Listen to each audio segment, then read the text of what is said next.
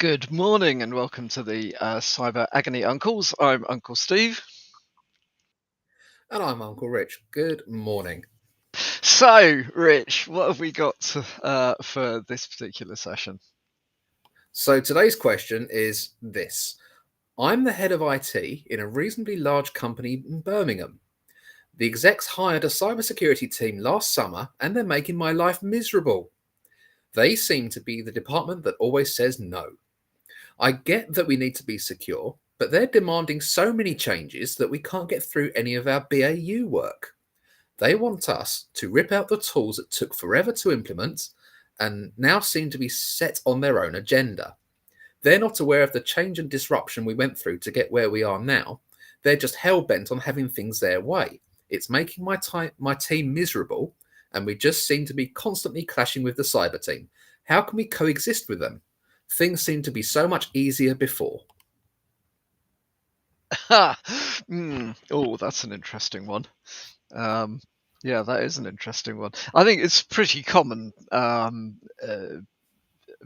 scenario, isn't it, where there's a clash of priorities between the tech teams and the cyber teams or the security teams. Yeah, absolutely. And it strikes me that this business is suddenly ramping up their maturity. So they've presumably had an IT team for a while, and now they're branching out into cybersecurity, and it's making people feel uncomfortable. Yeah, I think there's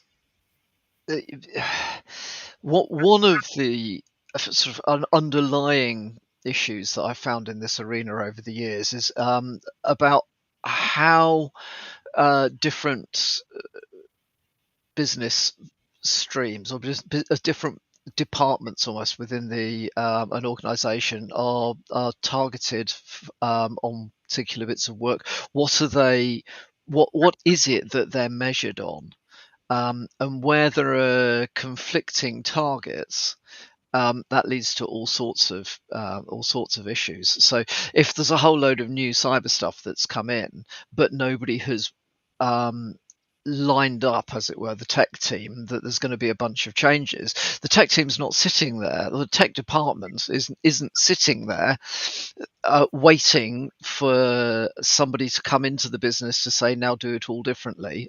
With lots of capacity for intercepting change and doing it. They'll have a full 12-month program of stuff that should be being done, which will be a mixture of BAU plus, business driven project that they were already aware of. So part of the issue is that in my experience is that it's not been managed properly at a layer well above the level that this particular head of IT is at. There's like his boss or his boss's boss somewhere. The infosec bit and the IT bit of the organization join, and at that level, priorities have not been clearly set. Yeah, absolutely.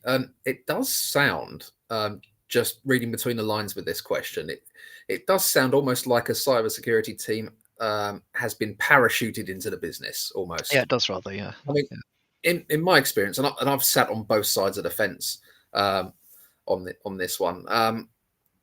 Often, information security becomes wrapped up in IT and sort of starts within IT. But in this Yeah. case, it's like I wonder if obviously the IT team have been following best practices around security as best they can, but now this whole other team's been drafted in and is making them miserable with a whole bunch of new initiatives.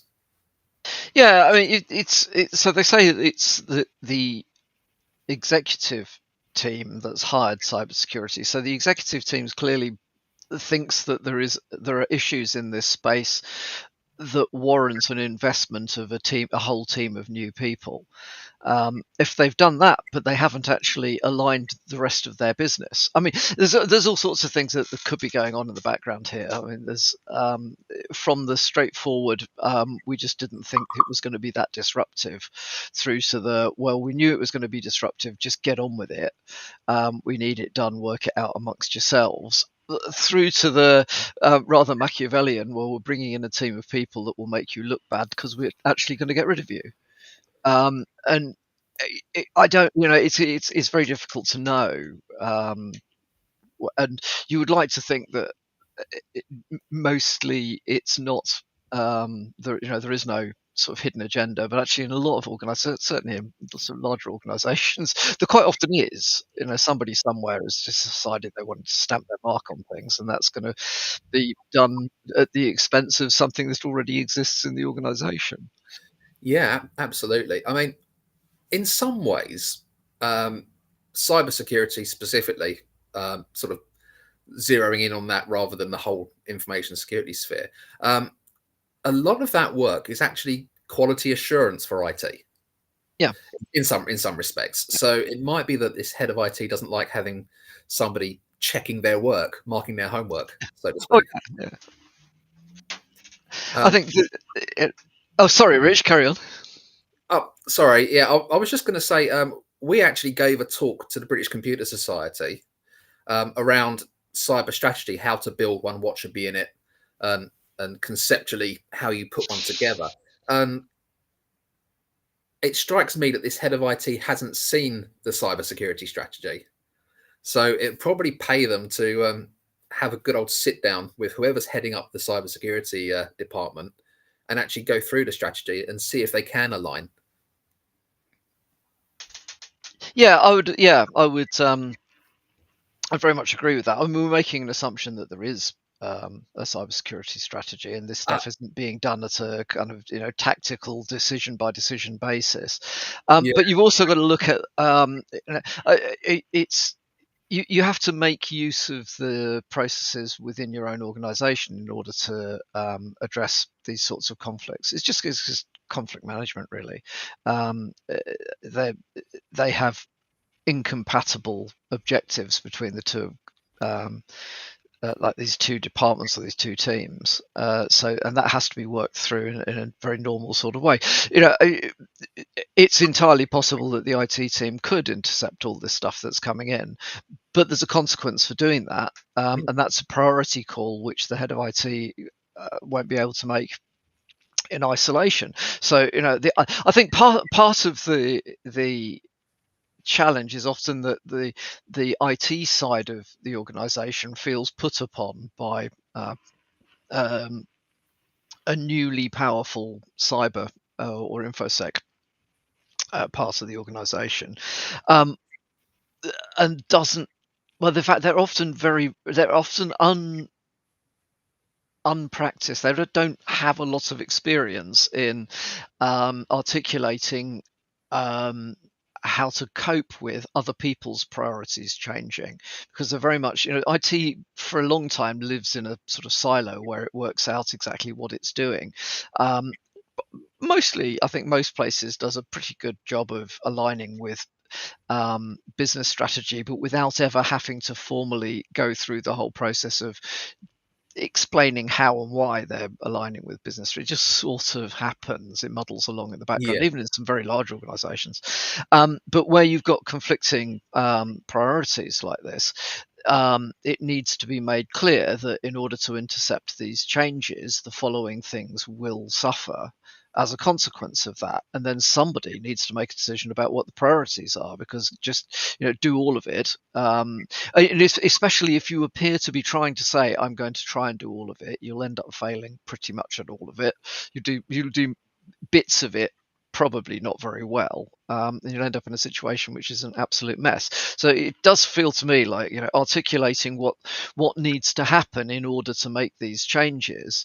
It needs to be very explicitly done. It needs to be kind of a manage up approach to that sort of stuff, because in the end, again, this comes back to, I know, the stuff that you're talking about from your talk at the BCS, where a particular change is cross-departmental, as Yeah. in you can't implement this change in your own department solely out of your own budget with your own people without impacting anybody else in the business.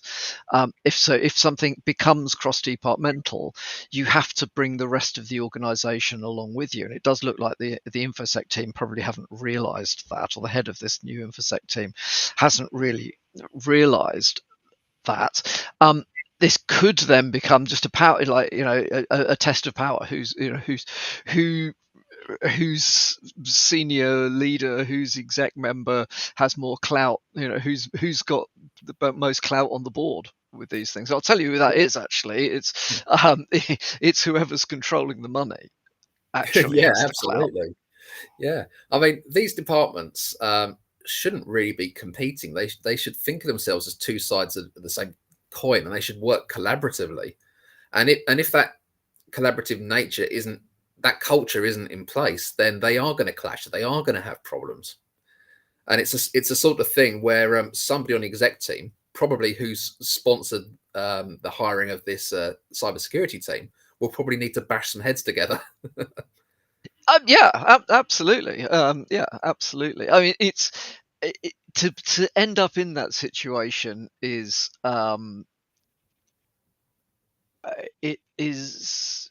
I try to avoid saying the fault of, but it is the fault of uh, somebody at the level where they made the decision to hire the team, not thinking through what the consequences of their actions were going to be. So yeah, all right, they've got a particular concern about cybersecurity. Perhaps hopefully it's very business focused. They will get more customers if they have been seen to be investing. They're actually doing something positive rather than we've recently been hacked and now we've got a knee-jerk reaction. We're going to bring in a big team. We don't know from the question exactly what the background to all of this is. But yeah, okay, that's all well and good. If that's now the main priority, then that has to be an acceptance that other things that the organization was doing will now stop. Yeah, absolutely. You can't do all the things all the time necessarily. There are limits with resources, with What's funding, all what's that sorts. triangle of quality, Oh yeah, cost, and time, and or something? and Is speed. that Yeah, right? yeah, and you get to pick two, don't you? Yeah, yeah, yeah. It's really simplistic, but it sort of applies. Oh yeah, So it really does. yeah, Absolutely. I mean, the other thing to think about, and I've seen this in various businesses over the years, is that you parachute in a new department head or a new team, whatever, and they're very keen to make their mark, yeah, and sometimes they can be very keen to work with suppliers and vendors that they've worked with in previous roles because they know them and trust them. And so they do have a tendency to want to rip out a lot of the things that are already in place in a business.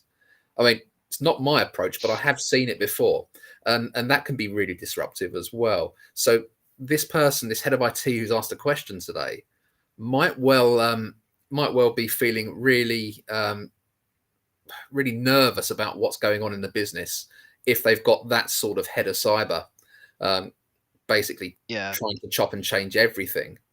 yeah. Well, I think there's a particular challenge in cybersecurity, information security at the moment around the rotating door CISO approach. Yes, there is. The average tenure. Last time I looked, which I've got to admit was probably 18 months ago, but the last time I looked, the average length of tenure for a CISO was a couple of years, which broadly breaks down into 6 months to decide how I'm going to make my mark, 12 months of building a strategy and kicking a load of stuff off, and 6 months of looking for the next job. Yeah, So and then the, the the next one comes in and rips out and does everything that's been exactly done. the same. Yeah, Yeah, yeah. Do you remember? I mean, you will remember because you've been through this. You've been doing this as long as I have. The old in-source outsource IT rotating door. So yeah, you bring in your CTO or your CIO with if you had an insourcer, you would bring in an outsourcer who would then spend. Well, in those days it would be more than a couple of years, but it would be like 3 to 5 years and outsource everything. At which point they would go, right, I've done it now. I'm going to go and do that somewhere else and leave. And the next one that comes in goes, right, how can I make my mark? Oh, it's all outsourced. Right. So the answer is we'll insource it. And it takes 3 to 5 years to do it. And that went on for decades in my experience. Yeah, I have seen that before. And actually, I've been kind of guilty of that myself. Yeah, I've worked with an outsourced company that was failing the business I worked for at the time massively. Mm. Um, and I ended up terminating them for cause, actually, due to Oh, having too wow. many boozy lunchtimes. Damn it, Yeah, what's wrong with a boozy lunchtime? well, yeah, it caused havoc when they got back to the office and knocked off a load of domain controllers back in my Windows days, of course. So, yeah, Oh, actually, I've got a quick story on that along those lines. That in a previous role, and I won't tell you, I'm not going to say which one it was, but a particular head of that I reported to had a rule that nobody in his department was allowed to come back to the office if they'd had more than 2 pints at lunchtime. Yeah, he never did work out why there was nobody in the office after lunch. amazing. Yeah, yeah. I, I mean, in a lot of my old London-based roles, they were powered by alcohol. Business deals would happen at the bar, Yeah, and then people would sleep in the afternoon. But um, thankfully, IT seems to have matured in mm. that in that area. Yeah. Yes. Because yeah, if you've got admin rights, you need to be a little bit sober, don't you? Let's be honest. Your risk register suddenly goes off the chart with lots of red Uh, boxes if you add alcohol to the mix. Anyway, sorry, where were we? Yes, we were talking about CISOs making their mark and then disappearing into the ether and yeah. being replaced, and then the whole revolving door thing. So this head of IT might find that actually whoever's in control of their cyber team, whoever's heading that up, is going through the process of making their mark. Yeah. Now, they will be they'll be in that sort of honeymoon period potentially if they started last summer with the business. So they will be full of exuberance and gusto and try to make tons and tons of changes and really, as you say, make their mark. But that they might mature into the role, or their team might mature into the business and start to settle down a bit and realize that these things, like all things, are a marathon, not a sprint. So things might naturally quieten down. It's just a question of whether you can align with them and then live through it, or whether you need to push back hard and slow things down yourself. Yeah, it sounds like they're going through a period of quite significant change. If this is going on, in which case, change management at that level can be uncomfortable, but it's something that can be worked through. I mean, in the end, so long as there is strong leadership at the top of the organisation, everybody should know how their part helps to fulfill the goals that the organisation has. In which case, doing it collaboratively is going to get the it's going to get to the right place faster and less painfully than doing it in an antagonistic way. But that doesn't mean to say that everybody else is going to understand that point and is going to, actually start cooperating and working well together. Yeah, absolutely. And the other thing to remember is that, of course, change does carry some risk. Yeah, Now, the cyber or infosec team, they're probably quite used to working with risk, identifying it, um, essentially guessing how impactful it's going to be, that sort of thing, working with risk registers. But IT teams quite often aren't. They're very much used to just deploying software that they think is going to help the business. yeah, So it might pay this particular head of IT to actually start looking at the changes required and the risks associated with them, so that they can have those conversations. And it doesn't. It's not necessarily just sort of technical risk of something going wrong when in deployment. It can be risks to resourcing, risks to other projects that the IT team have got going on. There's a lot of things that they can work on and maybe slightly push back with in order to temper the excitement and exuberance of the cyber team. That makes a lot of sense. In the end, in order to, the question is how can these two departments coexist? Well, they will coexist whether you want them to or not. Oh yeah. So it's either done collaboratively, which might be possible to work out at a peer levels, kind of head of IT to head of cyber, head of infosec level, or it might not. It might be something that has to be agreed at the point where these two parts of the organisation join. But coexisting, really the question isn't how do we coexist, it's how do we coexist peacefully Yeah, with each other. absolutely. Yeah, so we teach up and coming CISOs and people of that nature to speak the language of the board, Yeah. which generally speaking is finance related, Yeah. and also in terms of risks to income and things like that, and risks to the business.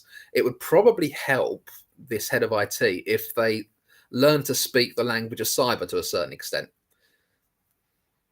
That I'm certain that would do no harm. Yeah, exactly. There's being a if you're going to really, if you're trying to communicate with somebody, being able to communicate with them in a language that they understand it sounds so fundamental. It almost sounds stupid, but there are so many conversations which are cross-purpose conversations in this sort of space. The IT team is not doing things in an insecure way because they want to be insecure. They may be doing things in an insecure way because the risks have not been explained to them properly, or maybe the risks have been explained and previously accepted, but the risk appetite has changed within the organization, in which case you've got to bring the organization along with you when you are making these sorts of changes. And somebody in IT must, I'm sure, as head of IT will understand that, because Yeah, if you're implementing change very often has an impact on a lot of people across the business, especially if you're in charge of, say, end user computing.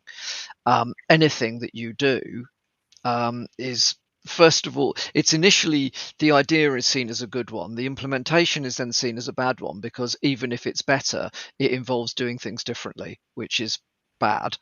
And then it's forgotten about when the improvements have been finally realized. They're forgotten about, and nobody cares. So understanding how to bring the organization with you through these changes is something that the head of IT should be able to assist with well. And I think that's a skill that heads of IT tend to have, that heads of cyber or heads of infosec just don't have, because they either sit there just tearing their hair out because everybody is doing it badly and insecurely and nobody seems to care, or they sit there going no, with the ability to veto everything come hell or high water, and they don't care what anybody else thinks about it.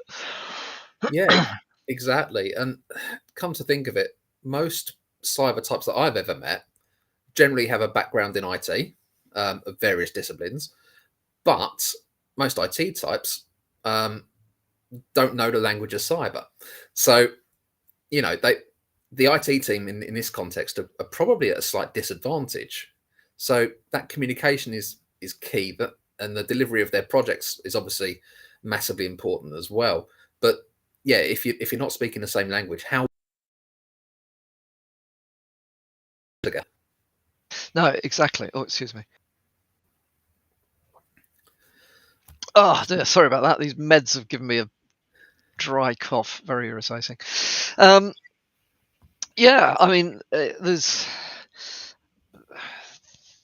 don't think there is a simple solution to how to get along under these No, circumstances.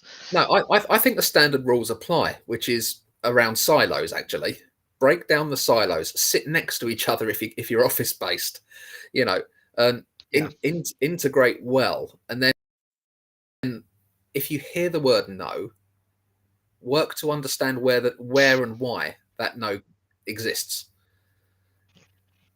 and then you can potentially then push back. yeah, You also need an overarching understanding of the yeah. Agreed. strategy and how it aligns to the IT strategy and the business strategy. There should be strategies for all these different layers, and then you can start to have the right conversations. Yeah, completely. And it's exactly. there will be a infosec strategy. There will be a sort of general IT strategy. Need to perhaps look at them at that level and say, well, all right, how do these interlock? Also, got to think about the fact that if depending on where they are with their budget cycles, there may be certain things locked in, and that may be something that the cyber team needs to take into account. That changing, so adding in a whole load of new requirements, which wasn't planned and budgeted for in the last cycle, is enormously disruptive, and it's much harder to succeed. And that requires not just replanning in the IT area, it may well require all sorts of replanning across other parts of the business as well. There may be whole we don't know because we haven't got a lot of detail in the question, but as I said before, the IT team, in order to exist, must exist because it's doing something. So it's not sitting there with a large amount of capacity waiting for somebody to come along with some cyber projects or cyber change that they want them to do. So that's that has to be a forward-looking. Implementing this change has to be forward-looking, or there has to be a cross-departmental agreement that we're going to stop doing a whole load of other things whilst these particular issues get sorted out. And they may be really fundamental issues that the cyber team has identified. And if that's the case, then there needs to be they need to gain, as it were, air cover from the board in order to not deliver all these other business projects, for example, that may have been in the pipeline for slated for being done right now, because this new cyber stuff or this new infosec stuff has come in and it's more important. But you can't just say, well, my priorities are more important than your priorities, so your priorities then must give way to mine. It doesn't work. It just doesn't work like that.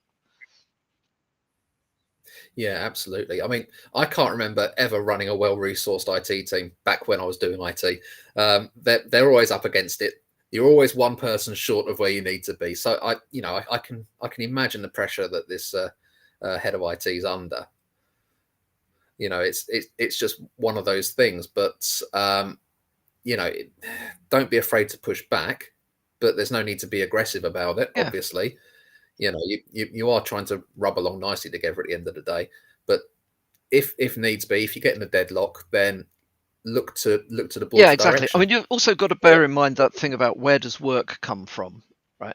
So yes, and this is it's another concept that I've picked up a lot over the years, but making sure that where work comes from is really clear is fundamental to actually successfully running an efficient department.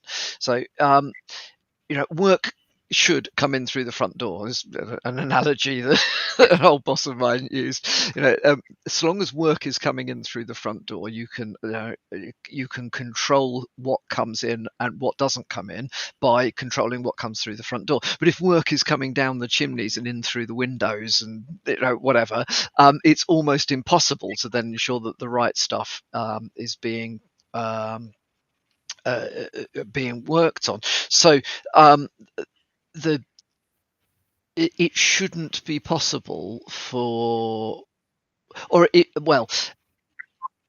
shouldn't be possible for one department to impose change on another department through the back door or through chucking it down the chimney or in through the windows or whatever it might be. So in this case, I think if I was the head of IT, I would say, well, all right, you have now given me a bunch of new requirements, which may be along the lines of no, but the consequence of no is X, Y, and Z. So yeah, all right, I will take that on board, and I will now go and get approval to change my priorities to intercept your requirements. And until that authority has been given to change my priorities, I'm going to carry on doing the stuff I was doing before, because that's the plan of record. You can't keep changing the plan of record because somebody has come in and sideswiped you with stuff. The plan of record is the plan of record, and it's been, at least if this is a reasonably mature organisation, you would hope that's been agreed and is understood at a level that cascades upwards far enough that the people, as it were, running the whole business, understand why everybody is doing what they're doing. And you can't just change that because it'd be like, if I were to, because you and I work together, I know what you're doing, you know what I'm working on, but if I suddenly come up with something random and I go along to you going, right, okay, you've now got to do this, your starting point would be, well, that's all right, but that means the following things aren't going to happen. Let's get the board together and agree on that. Exactly. And I do worry about information security or cybersecurity teams being called the Department of No, because no is very absolute, and it shouldn't be a flat no. The sort of feedback you should be receiving should be not this way, but you can do it this way. Yeah. Or we can help you look at this and find the best way forward. No, exactly. No, but I agree. Yes, I'm in agreement. So I think